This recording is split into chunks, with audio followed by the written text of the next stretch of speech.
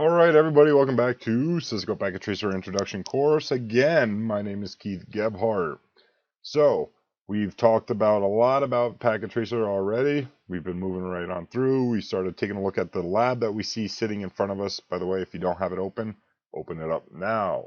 This is our layer 2 network, our local area network. We're only communicating through switches at this point.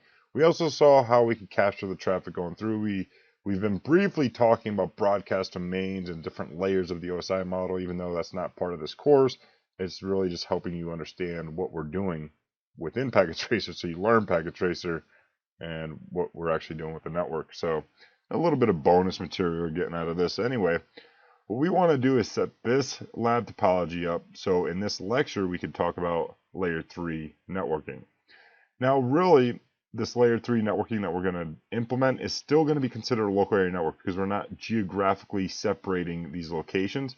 You can think of it this being like maybe like two different floors within an office building, and we're going to route them separately so we have multiple networks.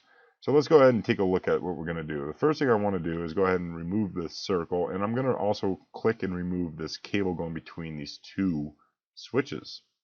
Next, I want to rename these computers. Okay, so I'm going to click the name, and I'm just going to click here, backspace, and I'm going to do a 2.5. That's fine.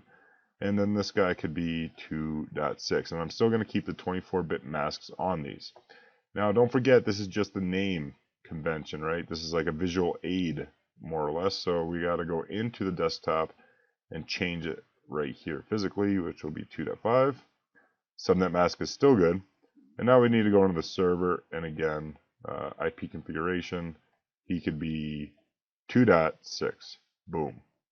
Gorgeous. Gorgeous, I tell you.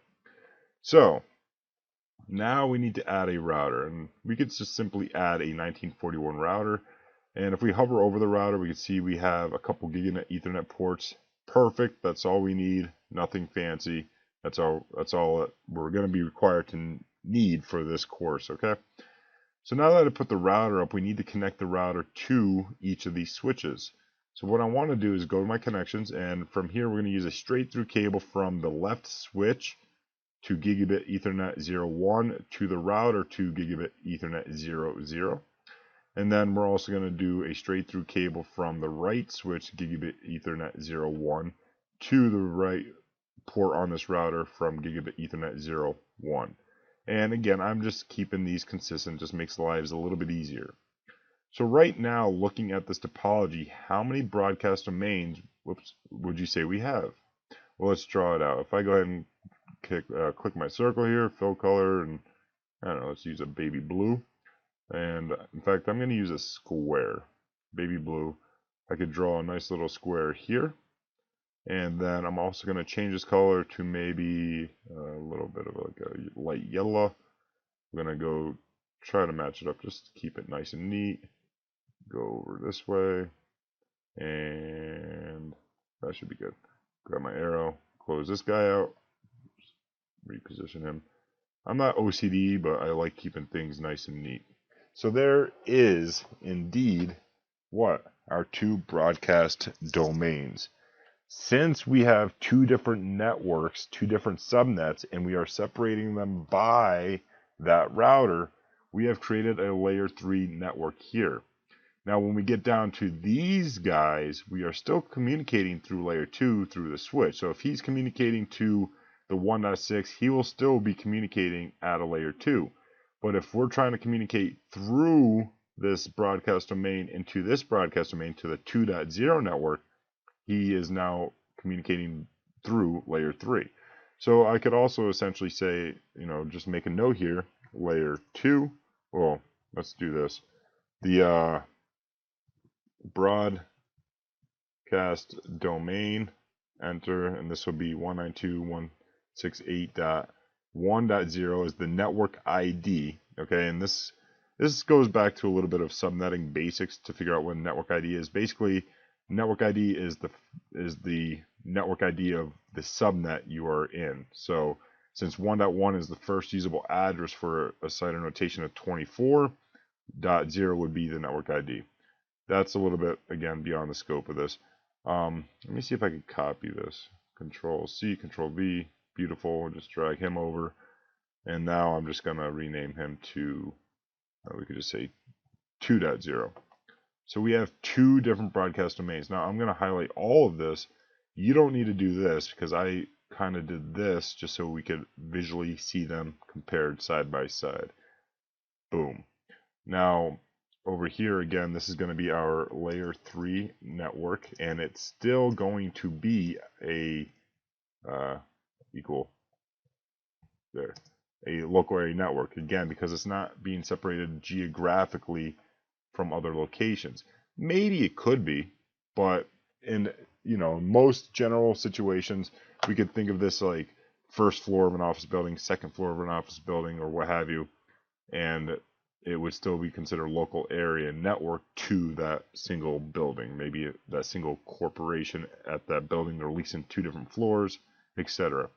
Now, opposed to this network, he is all about being a layer 2 network, and he is still considered what? A local area network. So that is the different representations. Also, he will also be a single broadcast domain, and he is also the 192.168.1.0 24-bit mask network ID single broadcast domain. So there you go, guys. Okay, so maybe if before now is you see our link lights from the router to the switches are indeed red, meaning they are not operating. There you start going crazy into this, saving it if you wanted to kind of set your lab up like I did. Just close it out, reopen it, make a copy of everything, and then save it. Okay, so copy, it would just do this. You do a Control C, Control V, and grab the highlighted computer. You could drag it down, okay, just like I did, and then save it, reopen it, and then you can work with me and build what I did over here. That's just an option, though. You do not need to do that. Control Z to remove that. And this is our lab. This is what we're currently going to be working in. I'm just going to move all this over so it's a little bit more centered. Beautiful. So one other thing I want to point out to your attention, there's no communication between the right switch into the router or the left switch into the router. Because, another note, right? Switches, who remembers? A little testing of your knowledge, how well you're paying attention. Out of box, by default, will work. Routers, okay, out of box will not work by default. All interfaces, let me put the caps lock on. All interfaces by default are turned off on a Cisco.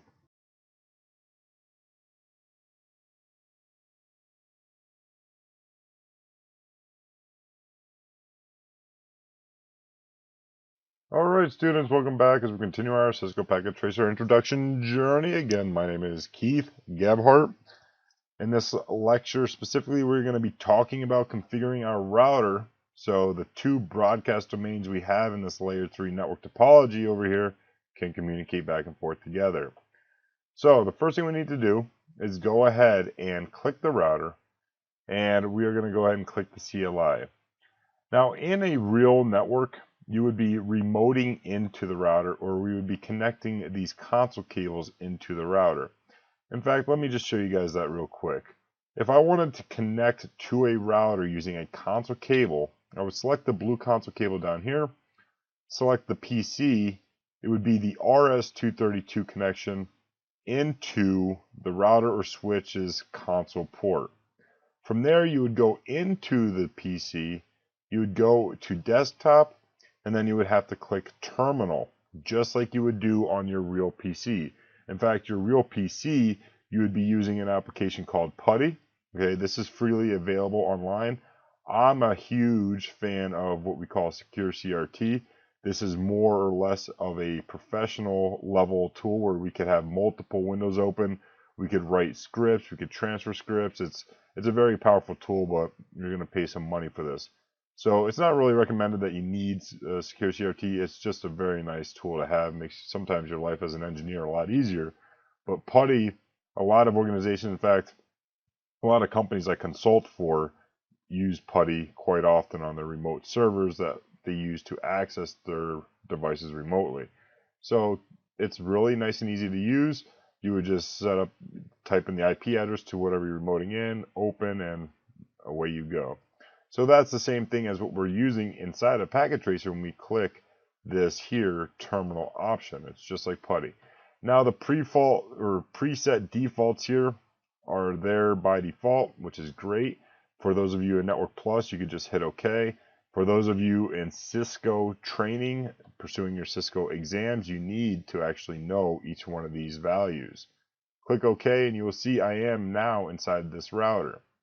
So either way works. You can, again, just click the device, but if you want to keep it more realistic, you need to use the console cable. Typically, I just tend, after I show people how to do that, it just, since we are, in this virtual environment and we have the capabilities of doing so to keep things simple, I just tend to click the device itself. So one thing that's different when you go into a router opposed to a, let me pull my screen back up. All right, there we go.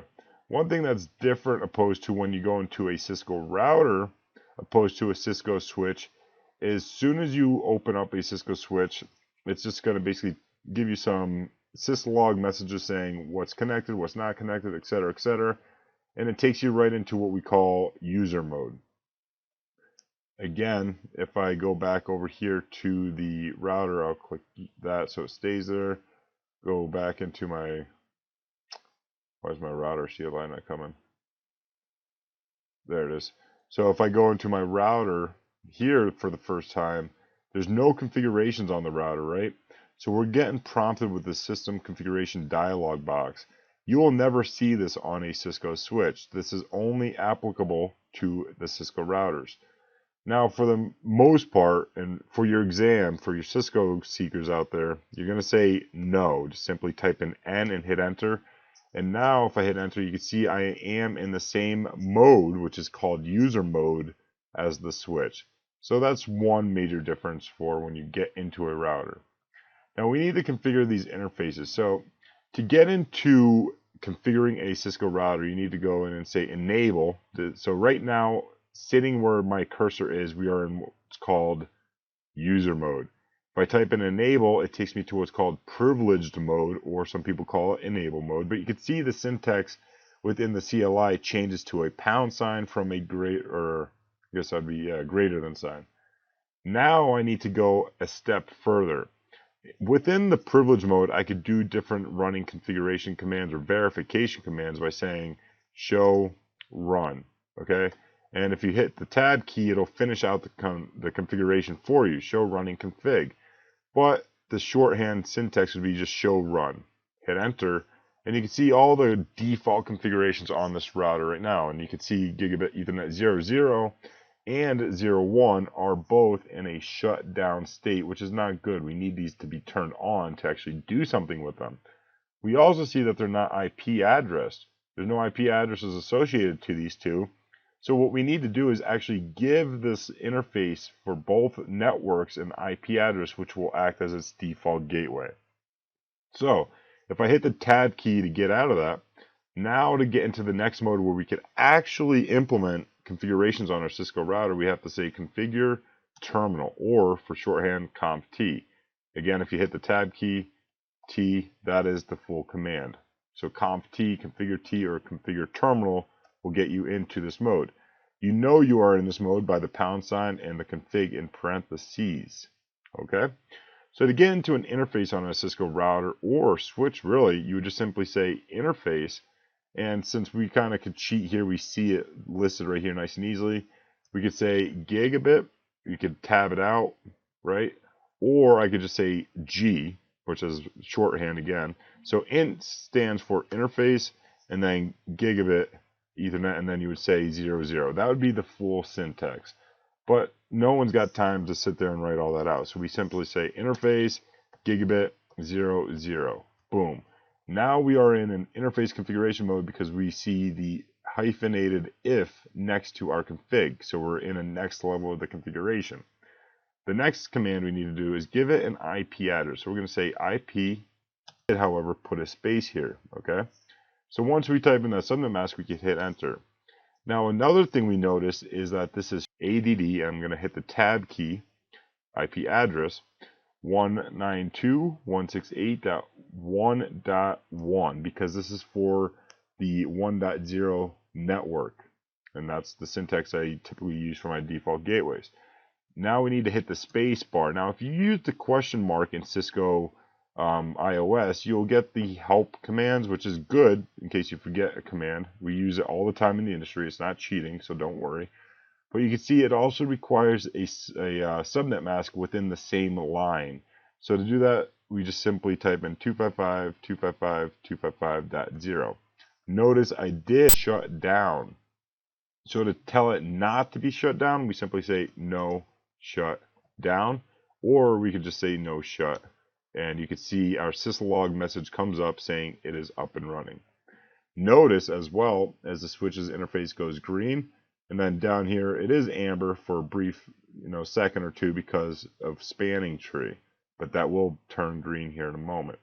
While that's doing that, we could go ahead and configure the Gigabit Ethernet 01 interface. So we could just type in exit to go back to regular configuration mode, and we're going to say interface G01, IP address, again tab key if you want the whole thing, and we're going to say 192.168.2.1 255.255.255.0, enter, and again we save it from a running config, which is volatile memory, to a startup config, which is non-volatile memory on the device.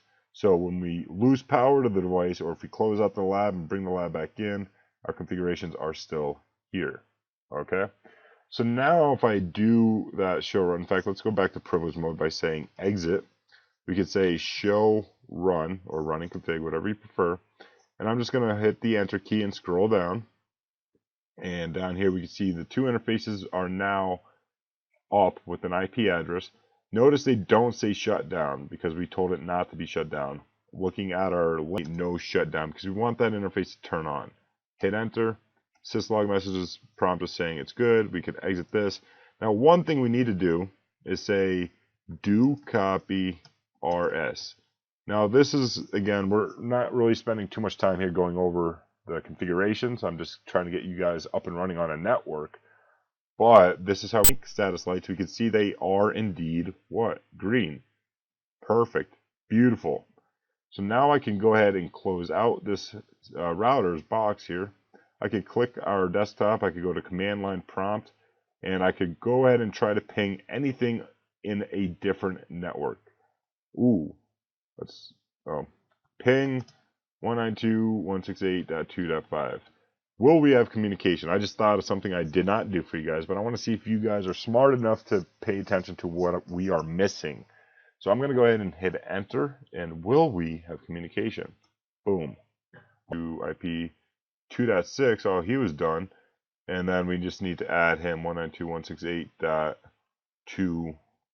I think I forgot to save it from the last lecture. That's why that one computer wasn't done. But in any case, what I knew we forgot, in case you're wondering what the answer to that was when I was testing you, was the default gateways. We had to make sure our default gateways are the same.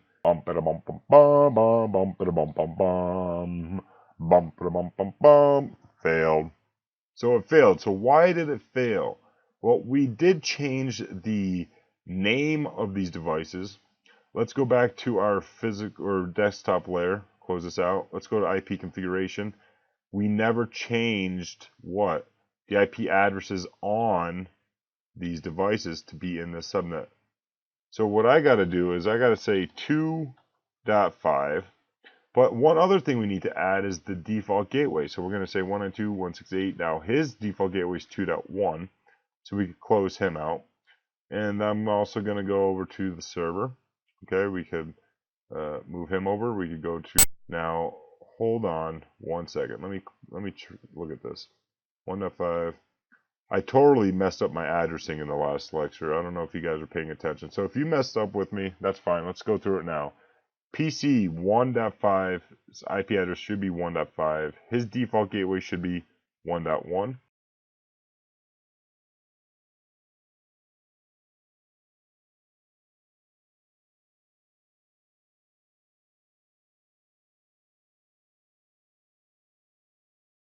Alright, students, welcome back as we continue our journey with Cisco Packet Tracer's Network Introduction course. Okay, again, my name is Keith Gavhart, your instructor, and in this lecture specifically, we're going to be talking about how to capture traffic going through a layer 3 network. So we're communicating from one broadcast domain to another. Pretty cool stuff. This will also give you a little bit more practice using that capture emulation feature within Cisco Packet Tracer, which is so versatile, and it's actually really good tool that you guys could utilize for your studying. It's got so many benefits, especially when you start studying routing and some complex protocols to see how the traffic is actually being communicated through the network. So the first thing I want to bring to your attention is that when we send out an ARP broadcast from one computer into a single broadcast domain, how the packet gets sent to all devices but the one it came from, until one of these devices replies back saying, hey, this is me, this is my MAC address, now you know how to send it to me from here moving forward. So let's take a look at that real quick, just as a bit of a review. Now the first thing we're going to do is click the desktop here on the left side, which is the 1.5 lap or desktop. I keep messing that up. We're going to go to the desktop tab, we're going to hit command prompt, and we're going to do an ARP-A for ARP all. And we can see indeed we have no ARP entries found. So let's go ahead and open up our simulation panel. Okay, this is where we're capturing our traffic. Click that computer again, and we're going to simply ping the 192.168.1.6 computer. Hit enter, and notice, however, that we are still generating the ICMP in ARP because it doesn't have an ARP table built. So if we just kind of fast forward this a little bit faster, we can see that it's going to go to the switch, it's going to go to the router. The router is going to discard that packet because it's not for him, right? You'll see the little X here, but the laptop saying, hey, it is me, send it back and go back to that computer.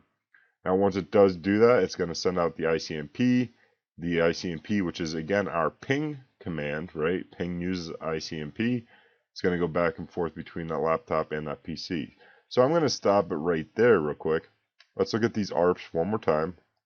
So it's leaving me. I am the source because I'm the one generating that packet or frame essentially. It has no idea where 1.6 is located, so it needs to send out a broadcast. Okay, and that's those 12 Fs. Notice the source is 1.5 because that's what we hard configured in the network card on this computer. If I close this out and go into the network interface card here, this is my source information, right? Now, as we go through this packet, you're going to notice the destination is 1.6 because, again, that is where we told it we want to go to by pinging to that address. So, now that we're looking at that, it's sending this broadcast out, but notice when that ARP went out, the router said no, right? The router just dropped that packet because, again, router separate what? Broadcast domains. Pretty cool stuff, right? And then as it goes through, let's go down to this computer. Okay, it's going to go down to this guy. So now we are at the laptop, which is the 1.6 laptop. He knows he's 1.6 because we configured his network interface card here to be 1.6, right? But he's now also has a MAC address that he needs to tell PC 1.5 about. So he's going to get this in. So this is coming into the 1.6 computer. You notice the source is still 1.5, and here we can see source is 1.5, destination is him. The broadcast still exists, but he's going to get there, open up that frame, and say, hey, you know what? I am 1.6, so I'm going to now become the source, and the destination in which I need to reply back to is 1.5. So you can see how that just flipped around because he now is designated as the source device that's communicating the traffic back, and 1.5 will now be the destination. But you also notice we are no longer using the 12 Fs, right? We added the 1.6 computer's MAC address now as the source, and the destination is indeed 1.5. So just something to be paying attention to. Let's go ahead and close this out, reset the simulation, and let's go ahead and just do one thing here on the router. So if I open up the router, click the CLI, and I just hit enter real quick. Right now we are again in user mode. If I say enable, we are in privileged mode. I could do a show ARP right there on the router. And look at this. The router is aware of the default gateway addresses that we assign to those two interfaces. Here are the interfaces, and then over here are the two IP addresses that we assigned for those two interfaces. So now what's going to happen is if we are sending an ARP broadcast to another broadcast domain, it still needs to send out an ARP resolution because it doesn't know the MAC address for these interfaces. So this would be our MAC address here for this interface. The PC's not aware of it currently. So if I open this up and let's just do an ARP-A yet again, you can see the only thing it's aware of for a MAC address is the 1.6 laptop. Pretty crazy, right? So in the router, okay, he needs to learn, well, he needs to tell the PC that his 1.1 gateway address, MAC address, is C401. Once that takes place, he'll be able to send the ping through the router. But now that we're going into another broadcast domain, right, the router will have to send an ARP out again to map that layer 2 information to its layer 3 information. Another way you could look at this is for how routers separate broadcast domains is when we're pinging initially from the 1.5 computer over to the 2.6, is the computer is already intelligent enough to say, well, I'm in the 1.0 network. You're in the 2.0 network. I know that means you are going to be in a different subnet than I am, so I need to reach my default tree. Just a lot of different protocols that you're not going to need to be concerned with right now. So this is just filtering out with what we are gateway. So you'll notice initially the destination information is indeed the router's interface for that 192.168.1.1 IP address. That is our default gateway. Just something to keep in mind. So let's go ahead and take a look at that. Now the first thing I want to do is show all or show none. So right now it's not showing any protocols. Edit filters, we're going to select ARP and ICMP. Those are the only two we're really concerned with, because in a topology like this, we're going to start seeing a lot more information like CDP, which is a discovery protocol to look at different Cisco devices plugged into each other. We're going to see some spanning trees we're concerned with in this course, in this lecture specifically, so we could just really see what's going on a little bit easier. So with that said, let's go ahead and grab our 1.5 computer. And we're just going to simply say ping 192.168.2.6, which is our server. Boom. Notice that we now generated a ICMP packet and an ARP packet. And watch what happens. So I'm just going to speed this up a little bit. We're going to notice that ARP is going to go to the router and to the laptop. Laptop's going to say, nope, it's not me this time. But he's going to say, yes, I am 1.1. So he's going to forward it back to the PC. Now the PC is going to send that ICMP packet to the router, but watch what happens. As soon as it gets to the router, now the router is sending out an ARP broadcast through the layer 2 network. This frame is going to go right through the layer 2 network to the server, and he'll be able to reply back, no issue. So I'm just going to stop that capture. Let's go ahead and open up the router. If I just hit the up arrow in the router for the show ARP again, hit enter, we can see all the information we have been learning now. Now that the router knows, okay, the 2.6 does exist in this layer 2 network. To get there, I need to go out the Gigabit Ethernet 01 interface, but I also know that the 01 interface is the default gateway for that network. Pretty cool stuff, guys, right? Let's go ahead and go through some of these network, because he didn't know where to send it initially. Once this laptop says nope, the server says yep, this is me, goes back to the router. The router's ARP table will now be populated with this information. So now we could send that ICMP back and forth without any issue, as we will watch here. That ping packet ARP, so we can see what's happening. So right now this is all layer 2. So it sent it to the layer 2 network over here into the router. So that's where we're at right here. Let's go ahead and click here. So once he's at the left switch, let's go to this guy, and he's going into the router. So right now we have the layer 2 information, layer 3, because here, let's go back one. Let's go back to here. So he knows he needs to send it to the 1.1 computer, right? So back here when we first start, he's saying, okay, the source is me, but now I need to send a destination to the 2.6. Even though the source is 1.5, the destination is 2.6. The source and destination is never going to change, because when that packet gets back to the server needs to rebuild this information saying where to go next. So he's not going to send it just back to his default gateway. He's going to actually send it back to the desktop that initiated the key, but the destination is going to be the default gateway because I know it's in a different subnet. As he goes through, it gets to the switch, it gets into the device down here, 1.6. Good, let's go back. Now he's in the router, so you notice the source is coming in as 1.5 because that's who I initially sent it to. But now the router's replying back saying, hey, this is my MAC address for your default gateway. I will send that back to 1.5. It gets back here. He's going to send the ICMP back into the router because now all he knows about and cares about is his MAC address, right? So he's going to get to the router.